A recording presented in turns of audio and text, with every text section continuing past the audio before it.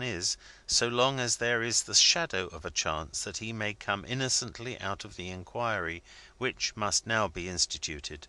Forgive my silence. The motive of it is good. The form our investigation must now take is simple enough. The handwriting of your receipt must be compared by competent persons whom we have at our disposal, with certain specimens of handwriting in our possession. I cannot send you the specimens for business reasons, which, when you hear them, you are sure to approve. I must beg you to send me the receipt to Neuchatel, and, in making this request, I must accompany it by a word of necessary warning. If the person at whom suspicion now points really proves to be the person who has committed this forgery and theft, I have reason to fear that circumstances may have already put him on his guard.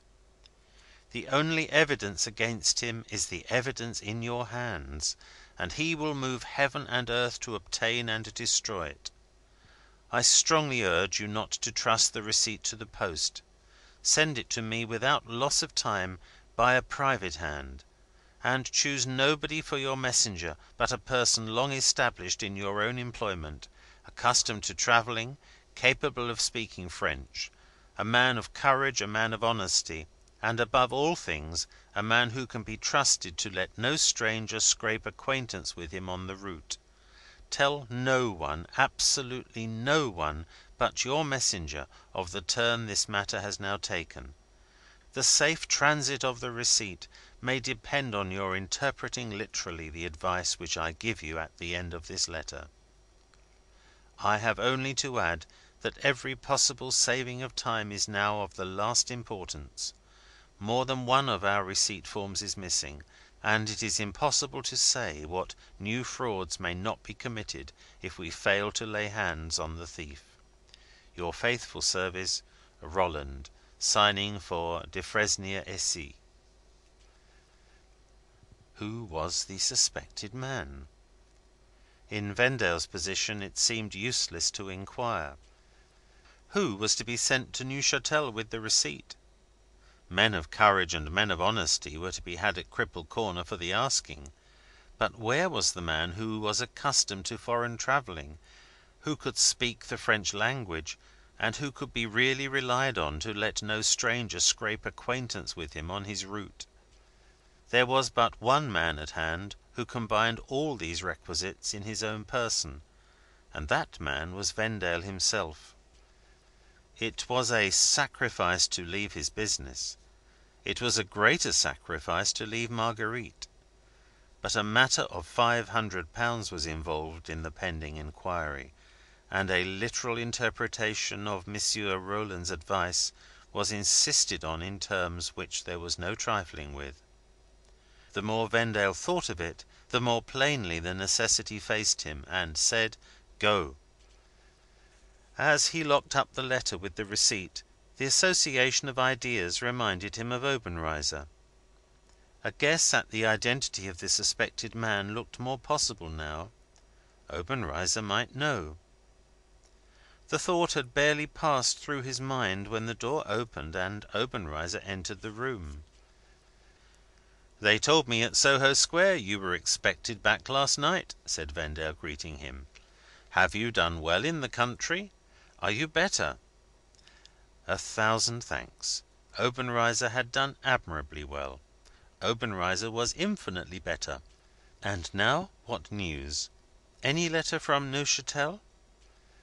"A very strange letter," answered Vendale.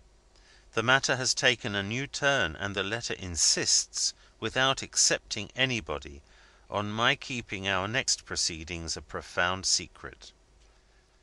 "Without excepting anybody?" repeated Obenreizer. As he said the words, he walked away again, thoughtfully, to the window at the other end of the room, looked out for a moment, and suddenly came back to Vendale. "Surely they must have forgotten," he resumed, "or they would have accepted me." "It is Monsieur Rolland who writes," said Vendale, "and, as you say, he must certainly have forgotten. That view of the matter quite escaped me. I was just wishing I had you to consult when you came into the room, And here I am tied by a formal prohibition, which cannot possibly have been intended to include you. How very annoying!" Obenreizer's filmy eyes fixed on Vendale attentively. "Perhaps it is more than annoying," he said. "I came this morning, not only to hear the news, but to offer myself as messenger, negotiator, what you will. Would you believe it?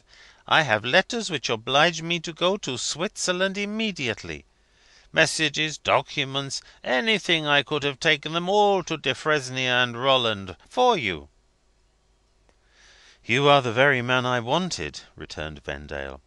"I had decided, most unwillingly, on going to Neuchatel myself, not 5 minutes since, because I could find no one here capable of taking my place. Let me look at the letter again."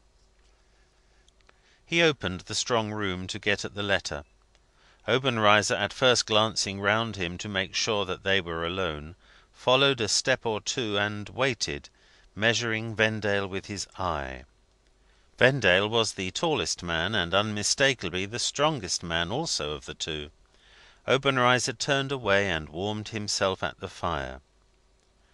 Meanwhile, Vendale read the last paragraph in the letter for the third time. There was the plain warning. There was the closing sentence, which insisted on a literal interpretation of it.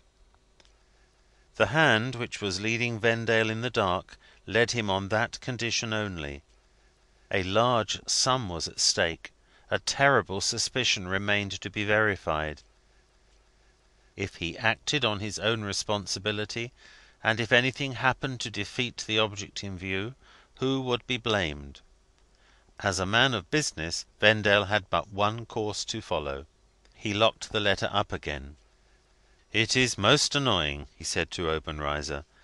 "It is a piece of forgetfulness on Monsieur Rolland's part which puts me to serious inconvenience, and places me in an absurdly false position to you.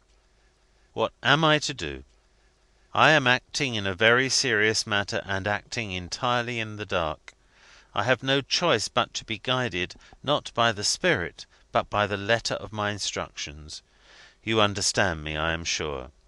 You know, if I had not been fettered in this way, how gladly I should have accepted your services."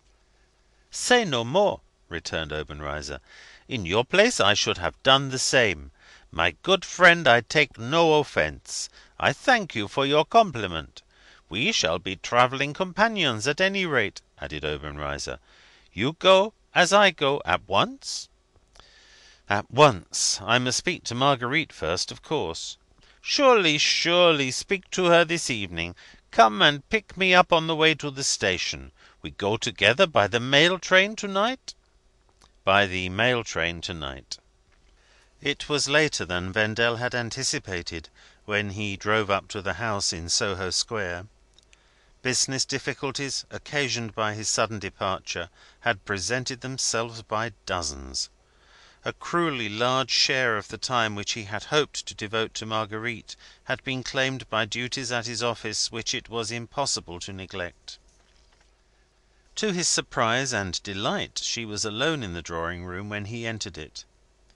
"We have only a few minutes, George," she said; "but Madame Dor has been good to me, and we can have those few minutes alone." She threw her arms round his neck, and whispered eagerly: "Have you done anything to offend Mr. Obenreizer?" "I?" exclaimed Vendale, in amazement. "Hush!" she said. "I want to whisper it. You know the little photograph I have of you? This afternoon it happened to be on the chimney piece. He took it up and looked at it, and I saw his face in the glass. I know you have offended him. He is merciless, he is revengeful, he is as secret as the grave. Don't go with him, George. Don't go with him." "My own love," returned Vendale, "you are letting your fancy frighten you. Obenreizer and I were never better friends than we are at the moment." Before a word more could be said, the sudden movement of some ponderous body shook the floor of the next room. The shock was followed by the appearance of Madame Dor. "Obenreizer!" exclaimed this excellent person in a whisper, and plumped down instantly in her regular place.